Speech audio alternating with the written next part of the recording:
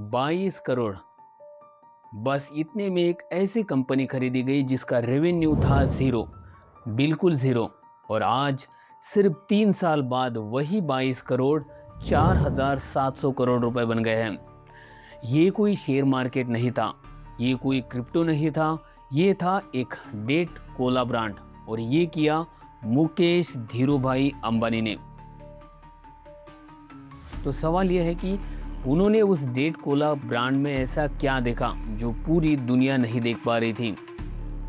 लोग सोच रहे थे कि रिलायंस का ये दांव फेल हो जाएगा, लेकिन नंबर्स कुछ और ही स्टोरी बयां कर रहे हैं। जो कैंपा 2023 में लॉन्च के वक्त 2% मार्केट शेयर पर था, वो 2026 में 7% तक पहुंच चुका है और आज देश की सिटीज में 14% मार्केट शेयर पर कब्जा कर चुका है। और दूसरी तरफ सालों से राज कर रहे कोको कोला और पेप्सी का कंपाउंडिंग शेयर एक साल में 93 से घटकर सीधा 85 पर आ गया है। यही नहीं, कैंपा अब श्रीलंका, यूएई और नेपाल में भी लॉन्च हो चुका है। रिलायंस ने इस ग्लोबल विस्तार और देश भर में नए बॉटलिंग प्लांट्स बनाने के लिए 6,000 से 8,000 करोड़ का बजट रखा था। उस पर काम अब कागजों से उतरकर जमीनी स्तर पर आखिरी चरण पर पहुंच चुका है और उनका टारगेट 2027 तक है। लेकिन ये सब हुआ कैसे? आइए बैकड्रॉप और डेटा से समझते हैं, जिसे वेस्टर्न एक्सपर्ट कभी समझ नहीं पाए। एक एवरेज अमेरिकन साल में 154 लीटर तक सॉफ्ट ड्रिंक पी लेता है, और जबकि एक एवरेज इंडियन सिर्फ 4 से 5 लीटर ही सॉफ्ट ड्रिंक पी पाता है पूरे साल में। वेस्टर्न एक्सपर्ट ने 5 लीटर के डेटा को देखकर मान लिया था कि इंडिया में सॉफ्ट ड्रिंक का मार्केट का कोई फ्यूचर नहीं है। लेकिन इस छोटे से नंबर के पीछे दुनिया का सबसे बड़ा अनपेक्ड पोटेंशियल छुपा हुआ था।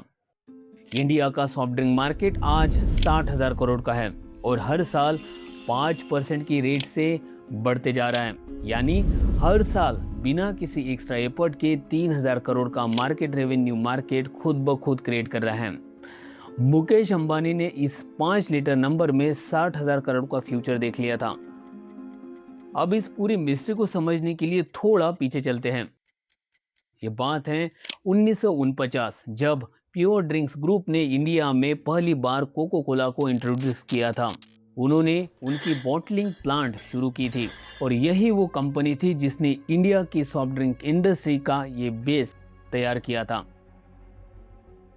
फिर आया 1977, एक पॉलिटिकल अर्थक्वेक। इंडियन गवर्नमेंट ने एक कानून लाया, फेरा एक्ट। इस कानून के मुताबिक फॉरेन कंपनीज को या तो 40% इक्विटी गवर्नमेंट को देनी थी या फिर अपना सीक्रेट फॉर्मूला शेयर करना था। लेकिन कोको कोला ने साफ साफ मना कर दिया और रातों रात इंडिया को छोड़ दिया। अब कोको कोला तो चली गई, लेकिन प्योर ड्रिंक के पास क्या बचा था? खाली फैक्ट्रीज, ट्रेंड वर्कर्स और कोला बनाने का पूरा नॉलेज। तब प्योर ड्रिंक्स ने सोचा, जब पूरा सेटअप हमारा है तो ब्रांड भी हमारा होना चाहिए, और उन्होंने लॉन्च किया अपना खुद का, जिसका नाम था कैंपा कोला और जिसका स्लोगन था द ग्रेट इंडियन टेस्ट। 15 साल तक ये ब्रांड इंडिया का कोला किंग बनकर रहा और हर नुक्कड़, हर स्कूल के बाहर सिर्फ कैंपा दिखाई देता था। भारत के कंज्यूमर के लिए एक इमोशन बन चुका था। लेकिन जब 1991 आया, इंडिया ने ग्लोबलाइजेशन के लिए अपने दरवाजे खोले। तब उससे पहले ही 1990 में पेप्सी आया था और बाद में 1993 में आया कोको कोला। लेकिन ये दोनों जाइंट्स सिर्फ कोल्ड ड्रिंक लेकर नहीं आए थे, वो अपने साथ लाए थे डेडिकेटेड का ग्लोबल मार्केटिंग एक्सपीरियंस, करोड़ों का एडवर्टाइजमेंट बजट और एक ऐसा डिस्ट्रीब्यूशन नेटवर्क जो इंडिया के हर कोने तक पहुंच गया।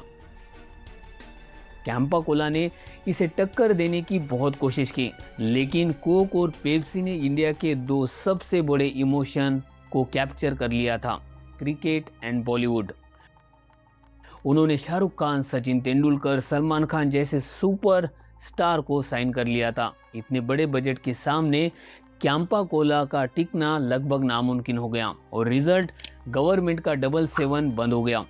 पार्ले का आइकॉनिक गोल्ड स्पॉट कोक ने एक्वायर करके बंद किया और देश का जाना माना रसना कमज़ोर पड़ गया और हमारा अपना कैंपा कोला 2001 में दिल्ली में प्लांट बंद हो गया। 2009 में मैन्युफैक्चरिंग और 2022 आते आते इसका रेवेन्यू ज़ीरो हो गया। सिर्फ 5 से 7 सालों में इन दोनों ग्लोबल कंपनीज ने 80% से ज़्यादा मार्केट शेयर अपने कंट्रोल में लिया।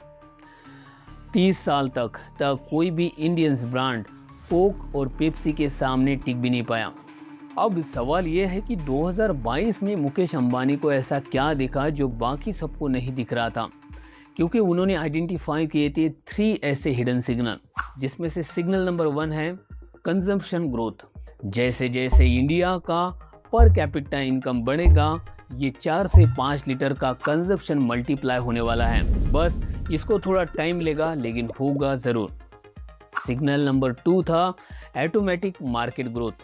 60,000 करोड़ का मार्केट हर साल 5% ग्रो कर रहा है बिना किसी एक्स्ट्रा एफर्ट के, यानी नया प्लेयर आए भी तो उसके लिए पहले से ग्रोइंग पाइपलाइन का हिस्सा बन सकता है।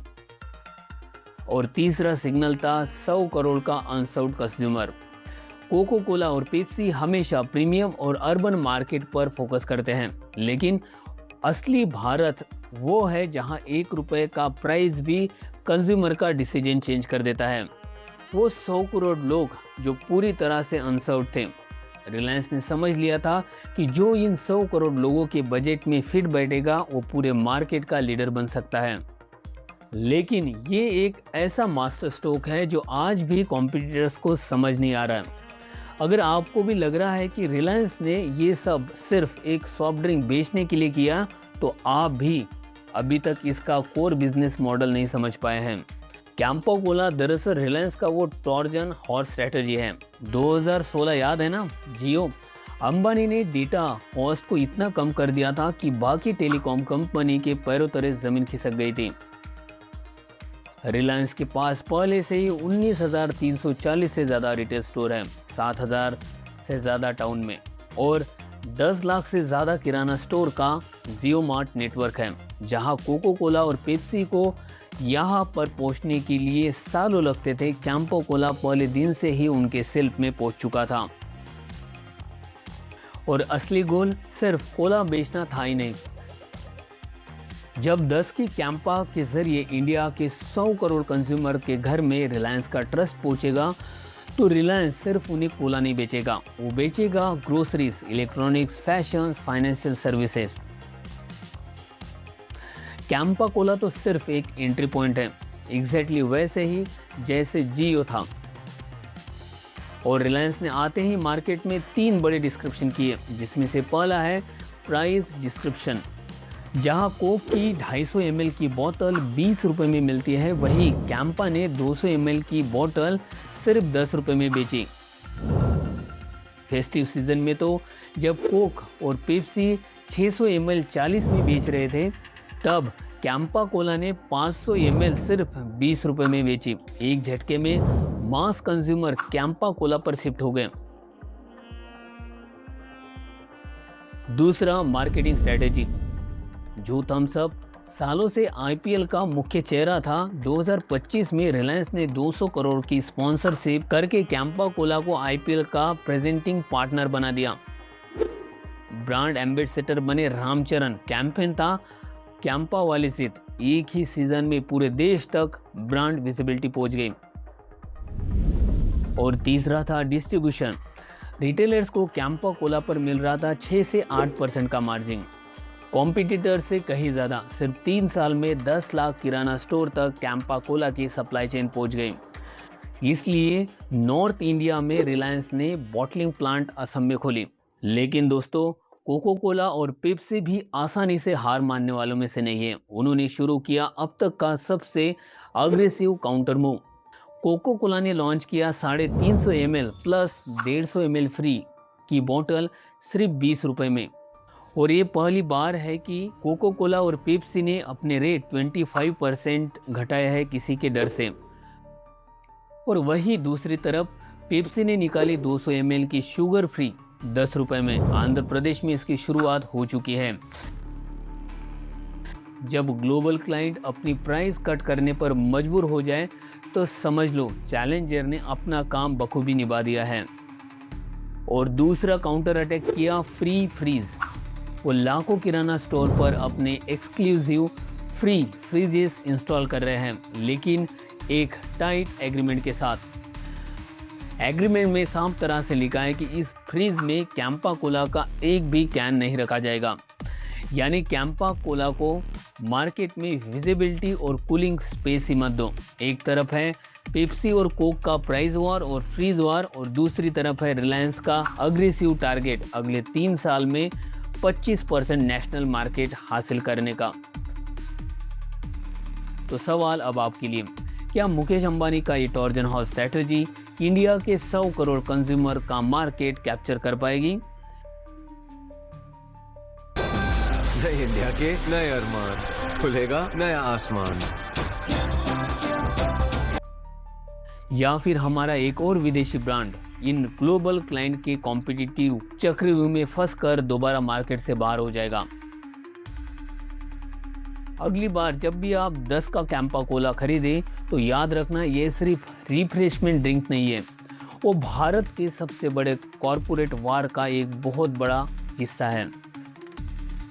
अगर आपको इस बिजनेस केस स्टडीज ने कुछ सोचने के लिए मजबूर किया है तो प्लीज़ इस वीडियो को लाइक कीजिए, चैनल को सब्सक्राइब कीजिए।